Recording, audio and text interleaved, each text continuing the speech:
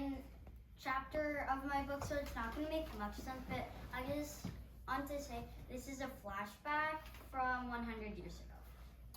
Okay, chapter 2. 100 years ago, there was a factory. It was a very mysterious factory led by a very mysterious man. When the factory first opened, the man made a speech. I, Paul H. Kirkspear, am proud to announce the grand opening of Kirkspear Factory. I will not tell of what is made here, and none will know. Not even my workers will know. But I do assure you, this will make this community better. The crowd erupted with applause, except for the workers who just stood there confused. Now, before I cut the ribbon and start the factory, I must ask for a kind donation of $10,000. He waited. No one came up. No one applauded. Just Paul standing there in silence. Finally, one man yelled, "What a ripoff! I'm not paying $10,000 for this dumb factory." Suddenly, people started to yell in agreement.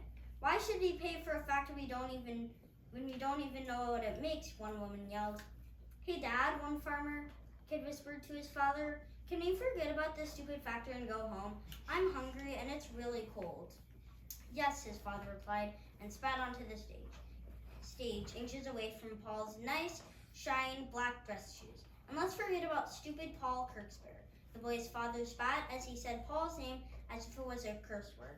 "Stupid Paul Kirkspear," the man's son imitated him, spitting to the stage, only landing it instead on the head of the person right in front of him. "Dad, carry me home." Soon everyone was muttering Paul's name and spitting at him. One person who was eating a cherry spit the pit at him,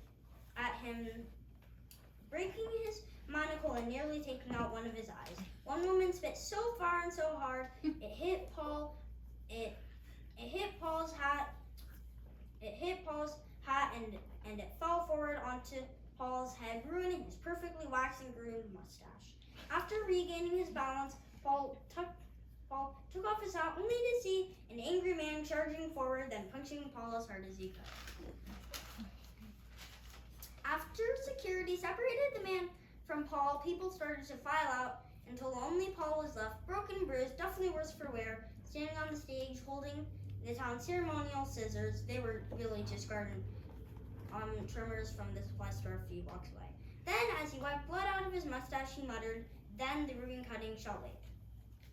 As time passed and days turned to weeks and weeks turned to months, the town of Lazenwood had changed. It had changed very slowly at the start, but 9 months later it was clear Lazenwood was getting worse. It all started with a sudden drop in the stock market, followed by a horde of dropping prices, unknown viruses, and storms that lasted for weeks.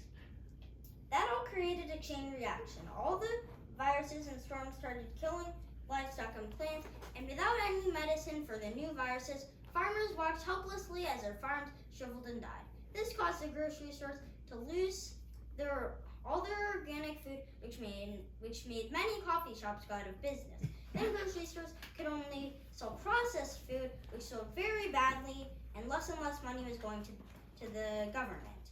That caused the government to raise taxes a lot. Strikes and protests were cropping up everywhere, and as that was happening, the viruses were going for the humans. By now, doctors were more used to seeing the viruses, but no closer to actually curing them.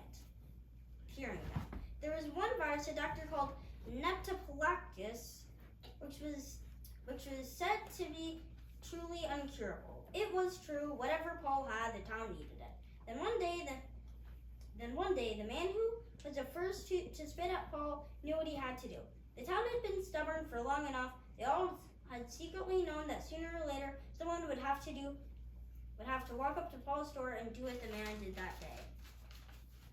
They all pushed away the thought, trying to prove that they could live without stupid Paul Kirkspear. But that day, the first man who denied, walked up to Paul's mansion with a $10,000 check in his pocket.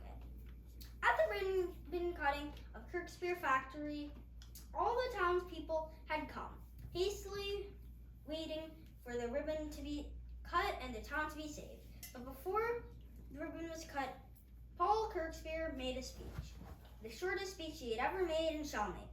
4 words, and that was it. "I told you so." Cut! And just like that, the town was saved. Doctors were finding new medicines. Even one scientist made the hypothesis that electricity can bring the dead back to life. Unfortunately, he moved away outside of Leesonwood before he could test his theory. The town got so improved that the people changed the town's name to Paulsville. Well, that's what everyone called it. The name change wasn't official. A memorial statue of him was put in the town square. Then, 19 years later, Paul tragically and mysteriously died. For some strange reason, instead of keeping the factory going, Paul gave it to his 8-year-old niece, who 42 years later realized that she owned a factory and the key above her bed was not for unlocking a pony, and immediately turned it into an orphanage. Then many years later, Hudson Nixon was driven to a black, smelly building in the back of a car. He was headed to Paulsville Orphanage.